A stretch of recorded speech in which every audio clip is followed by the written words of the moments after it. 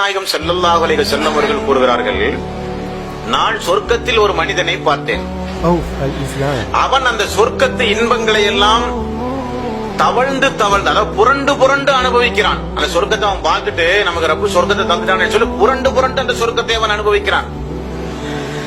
இவ்வளவு சந்தோஷமாக அந்த சொர்க்கத்தை அனுபவிக்கக்கூடிய அந்த மனிதனுடைய நற்கம் எந்த செயலின் மூலம் அது சொர்க்கத்துக்கு போனார் என்று அல்லாஹ்வுடைய ரசூல் சொல்லும் போது கூறுகிறார்கள், வீதியில போகும்போது ஒரு மரத்தினுடைய கிளை மக்களுடைய தலையில் பட்டு இடையூறு எடுத்து கொண்டிருந்தது.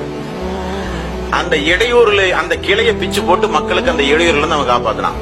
இதெல்லாம் ஒரு இபாதத்தா, வணக்கமா இது? ஆனா இஸ்லாம் சொல்லுது பாருங்க, அவன் செய்யும் போது உள்ளத்துல என்ன எண்ணம், மக்களுடைய இடையூறுகளை போக்கும் போது அல்லாஹ் நமக்கு கூலி தருவான் நினைச்சான். பாத்தீங்களா, அந்த நினைப்புக்கு ரப்புல் ஆலமீன் கொடுத்த பரிசுதான் சொர்க்கத்துக்குள்ள போன்ற ரப்பு சொல்லிட்டான். அப்போ இது சின்ன அமல் தானே, இது பெரிய அமல் தானே, இது வழக்கமா நம்ம செய்யறது தானே என்று பார்க்க கூடாது. எந்த அமலாக இருந்தாலும் வாழ்க்கையில எப்பவுமே அதிகமா அமல்களை அதிகமா செய்து கொள்ள பழகிக் கொள்ள வேண்டும். அதான் இறை விசுவாசியுடைய பண்பாக இருக்கணும்.